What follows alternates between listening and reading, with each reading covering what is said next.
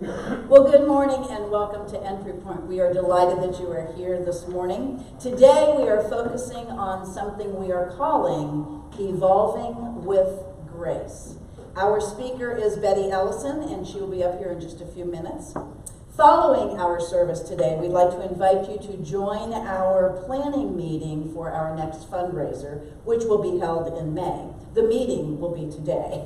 All who are interested are welcome to attend. The address for our meeting, which will take place off-site today at Wolfie's, is in your program. Two other announcements I would like to call your attention to are that the Financial Peace University training is continuing here today at noon. If you have not been a part of that and you wish to, you are welcome to join us today at noon. Also, there is a Cost of Poverty experience that will be held for free in Decatur Township on February 18th. And if you would like information about that, please see me after the service today. And now let's get back to our service about evolving with grace. Do you ever feel like there have been times in your life in which you've become a very different person, but people haven't noticed? They still hold you hostage to that thing you said or that person that you were, and they haven't accepted that you have evolved. Or do you have trouble asking for forgiveness? Let's watch our next clip. Donkey? What are you doing? I would think of all people you would recognize a wall when you see one. Well, yeah. But the wall's supposed to go around my swamp, not through it. It is, around your half, see? That's your half and this is my half. Oh, your half. Yes, my half. I helped rescue the princess. I did half the work. I get half the booty. Now hand me that big old rock, the one that looks like your head. Back off. No, you back off. This is my swamp. Our swamp. Let go, donkey. You let go. Stubborn jackass. Smelly ogre. Fine. Hey, come back here. I'm not through with you yet. Well, I'm through with you. You know, with you, it's always me. Well, guess what? Now it's my turn. So you just shut up and pay attention. You are mean to me. You insult me and you don't appreciate anything that I do. You're always pushing me around or pushing me away. Oh, yeah? Well, if I treated you so bad, how come you came back? Because that's what friends do. They forgive each other. Oh, yeah. Yeah. You're right, donkey. I forgive you. For stabbing me in the back! Oh! You're so wrapped up in layers, onion boy, you're afraid of your own feelings. Go away. See? There you are, doing it again, just like you did to Fiona. And all she ever do was like you. Maybe even love you. Love me? She said I was ugly, a hideous creature. I heard the two of you talking. She wasn't talking about you. She was talking about somebody else. She wasn't talking about me? Well, then who was she talking about? No way. I ain't saying anything. You don't want to listen to me, right? Right? Donkey. No. Okay, look. I'm sorry, all right?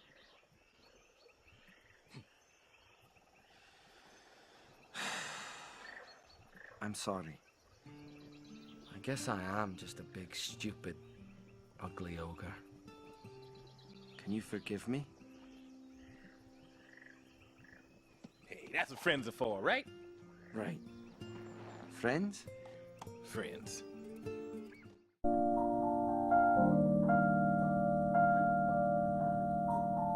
Once I was 7 years old, Mama told me, go make yourself some friends or you'll be lonely. Once I was 7 years old.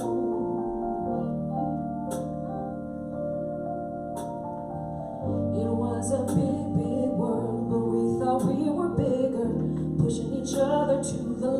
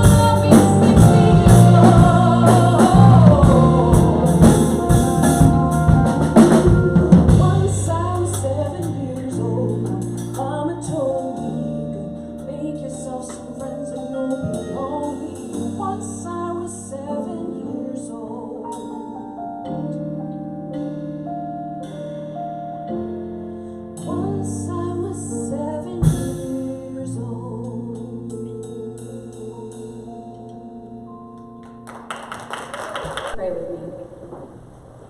Today, we are focusing on extending grace and forgiveness.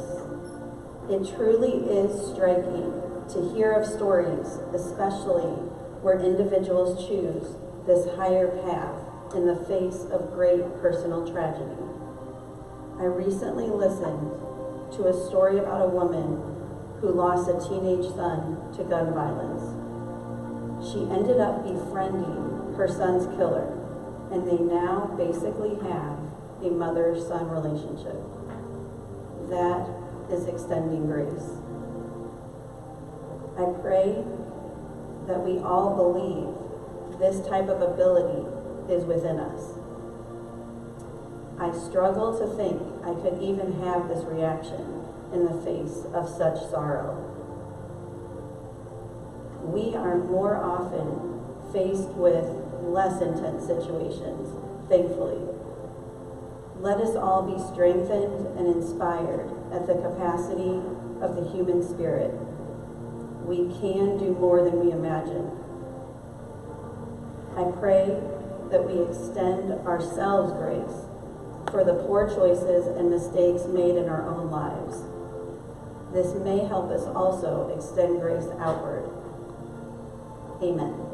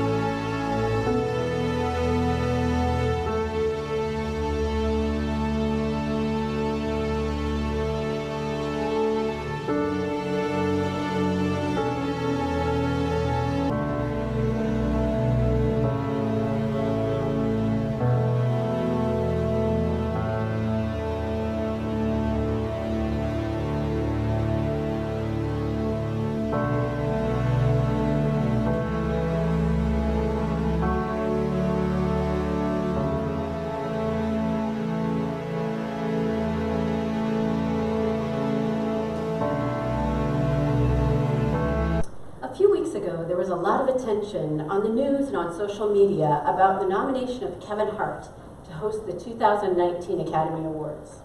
Now, Kevin Hart is a comedian, an actor, and a producer.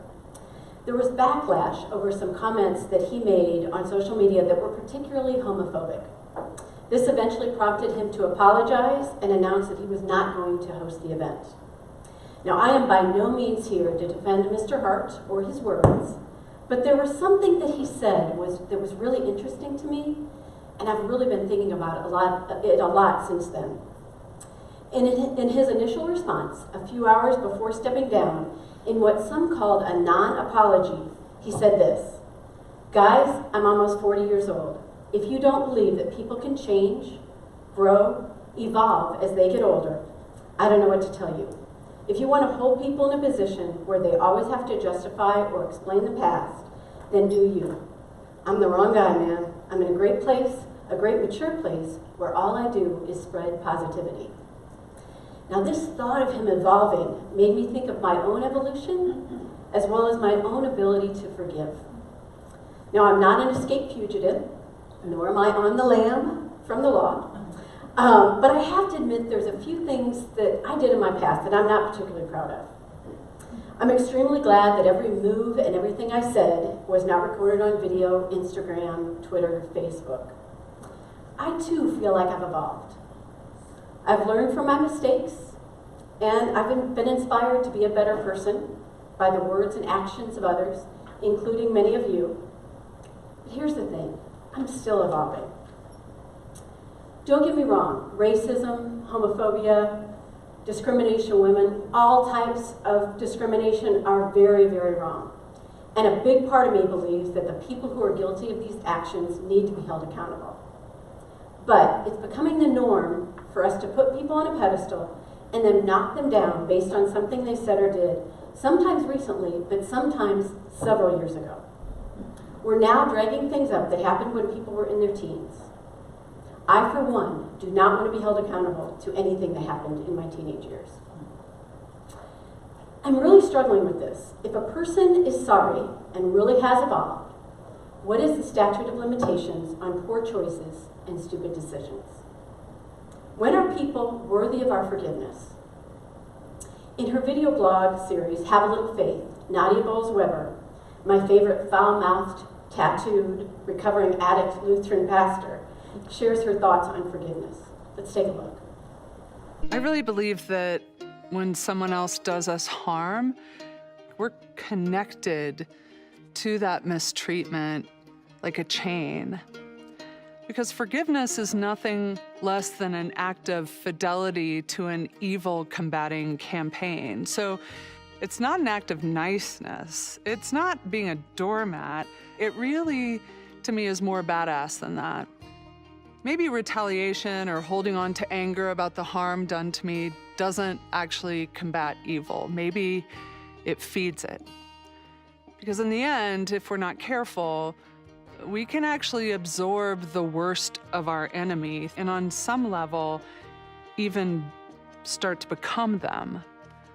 So what if forgiveness, rather than being like a pansy way of saying it's okay, is actually a way of wielding bolt cutters and snapping the chain that links us? Like it is saying, what you did was so not okay that I refuse to be connected to it anymore. Forgiveness is about being a freedom fighter. And free people are dangerous people.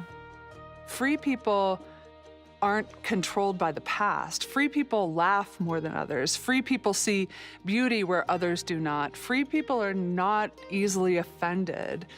Free people are unafraid to speak truth to stupid. Free people are not chained to resentments.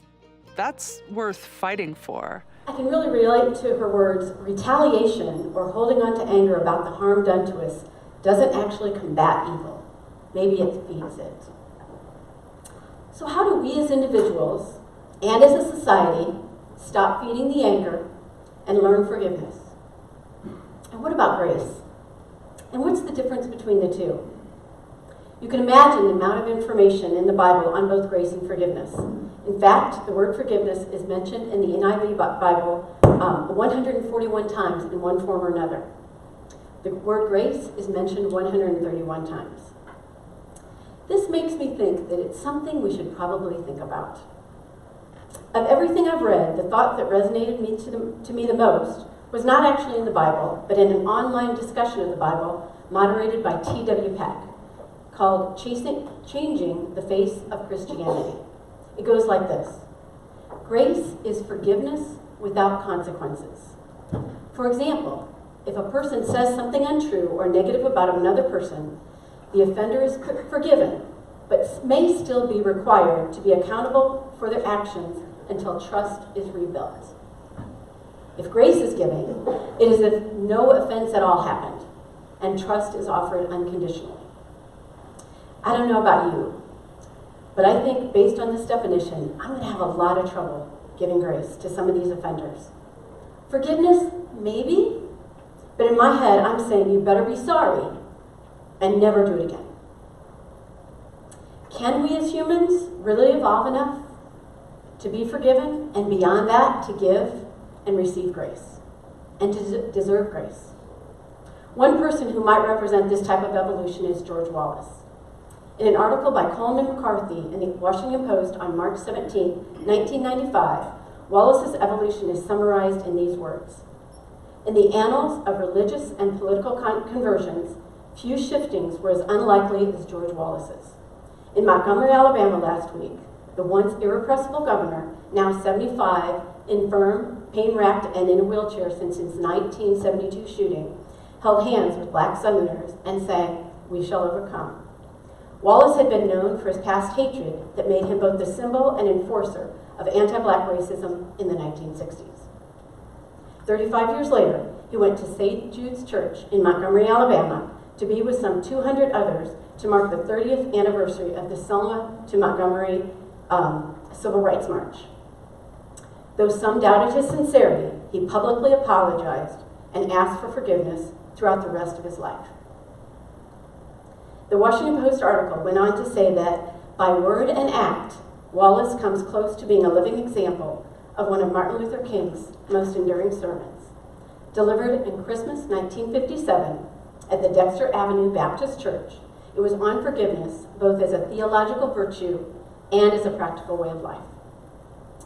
Forgiveness, King said, does not mean ignoring what has been done or putting a false label on an evil act. It means, rather, that the evil act no longer remains a barrier to the relationship.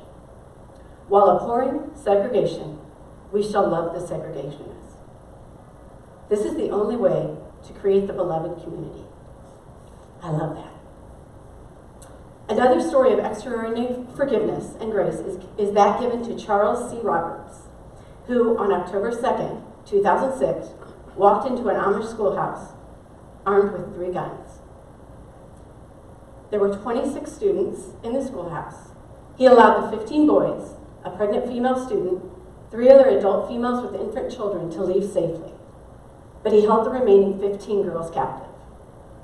Police arrived, but Roberts ended up killing 5 children, as well as himself that day. His deranged rationale for his actions was that he wanted revenge because he was angry at himself and God for the death of his newborn daughter almost 9 years ago. I can't imagine the hurt and pain and anger that the families of those victims felt. However, in an extraordinary demonstration of forgiveness, members of the Amish community, including family members of the deceased victims, attended Robert's funeral, comforted his widow, and later even offered financial support to her. In this case, there was no evolution on Robert's part since he had taken his own life. That's what grace looks like. How do we change the world, make it more forgiving and more accepting for those who evolve emotionally and spiritually and deserve our forgiveness and grace? How do we help others be more forgiving and more worthy of grace and forgiveness? I hate to tell you this, but we can't. All we can do is cancel our subscription to other people's drama and negativity and change ourselves for the better. The only thing that we have in our circle of control is our ability to evolve. Learn from our mistakes and be worthy of forgiveness and grace, and be willing to give forgiveness and grace to others, even when it's very difficult. In a speech on February 5th, 2008, Barack Obama said, "Change will not come if we wait for some other person or if we wait for some other time. We are the ones we've been waiting for. We are the change that we seek." He was likely talking politics, but I think his words are very relevant to the grace and forgiveness that we're talking about here today. I'm gonna make a change for once in my life. It's gonna feel real good, gonna make a difference, gonna make it right. As I turn up the collar on my favorite winter coat, this wind is blowing my mind. I see the kids in the streets, we're not enough to eat. Who am I to be blind, pretending not to see their needs? A summer disregard, I'm broken all the time, and a one-man soul. They follow each other on the wind, you know, 'cause they got nowhere to go. That's why I want you to know. I started with the man in the blue. I'm asking him to change his ways. No message could have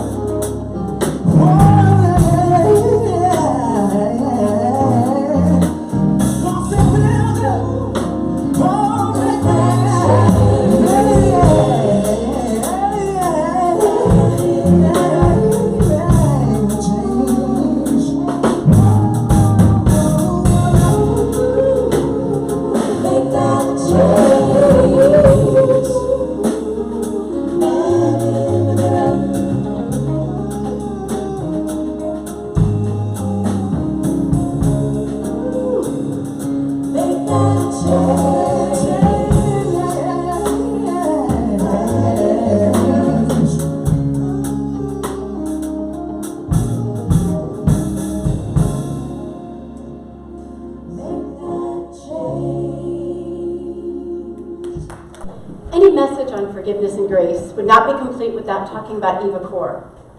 Eva is a Holocaust survivor. Along with her twin sister Miriam, she was subjected to human experimentation at the Auschwitz concentration camps during World War II. She lost both of her parents, her two older sisters. Only she and Miriam survived. Eva came to the realization as an adult that in order to heal, she needed to forgive those people who did the horrible things to her. Not blame them or hold them accountable, but to heal, she needed to forgive them. She spent months writing letters to those who hurt her. Many other Holocaust survivors strongly disagree with her stance on forgiveness. Regardless, she has traveled the world, spreading her message of forgiveness, and has impacted people beyond just people who were in the concentration camps, people who've suffered in many other ways.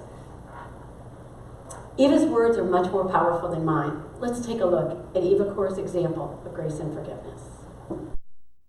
In my opinion, forgiveness is a seed for peace. Victimhood and anger is a seed for war.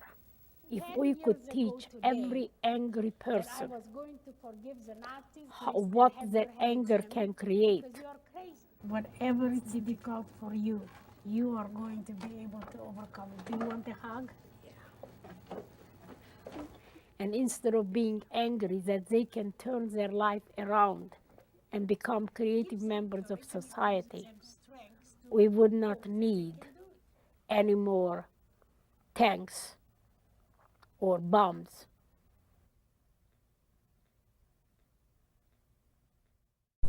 In another example of forgiveness and grace, Ellen DeGeneres recently had Kevin Hart on her show to talk about the controversy of the homophobic remarks he shared in the past that had caused him to resign as host of the Oscars. You may know that Ellen herself is gay and is actually a very prominent figure in the gay community. Ellen's actions sparked a lot of controversy, with people saying that she doesn't have the right to forgive. Personally, I don't think it's about having the right to forgive. I think it's about having the humanity and compassion to forgive. Let's take a look. So I called the Academy today because I really want you to host the Oscars. I think that I was so excited when I heard that they asked you. I thought it was an amazing thing. I knew how important it was and how it was a dream. So I called them. I said, Kevin's on. I have no idea if he wants to come back and host, but what are your thoughts? And they were like, oh my God, we want him to host. We feel like that maybe he misunderstood or it was handled wrong, or maybe we said the wrong thing, but we want him to host. Whatever we can do, we would be thrilled. I think, as I said to you earlier, I think it's perfect that all this happened, because there has to be a conversation about homophobia. And whatever they did and whoever's trying to hurt you, it brought up you reminding people that you're a bigger person, that you've already apologized. You're apologizing again. And so, I mean, you know, you know, as a gay person, as someone who actually... What? Yes. I'm so sorry to break this to you. What? I know, I didn't tell you before. You didn't tell me at dinner? No, I didn't want you to know. I thought maybe you wouldn't like me. I mean, really, I am as sensitive to all of that. And I talked to you about this, and you've already expressed that it's only, you know, it's not being educated on the subject, not realizing how dangerous those words are, not realizing how many kids are killed for being gay or beaten up every day. You have grown, you have apologized, you're apologizing again right now. You've done it. Don't let those people win. Host the Oscars. In the end, Kevin Hart is not hosting the Oscars, but that's not really what it's all about. To me, it's about these stories that I've shared. People who, based on the norms of society, had every reason to be angry at someone for words or actions that were personally offensive. But instead, they offered forgiveness and grace. I am so frustrated about stories on the news, about acts of defiance, disrespect, and vengeance. These stories of grace, forgiveness, and understanding are all too rare. Ellen later put these words on Twitter. I believe in forgiveness. I believe in second chances. Well, I also believe in forgiveness. And I believe in grace. I'm writing down my dreams.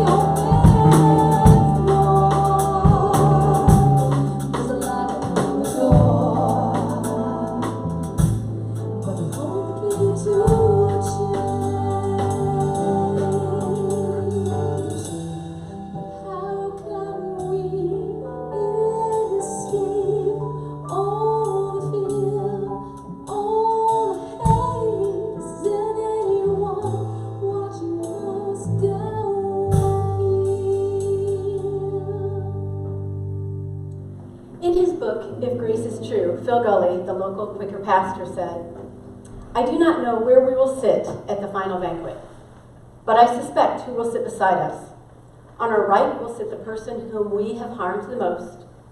On our left will sit the person who has done the greatest evil to us.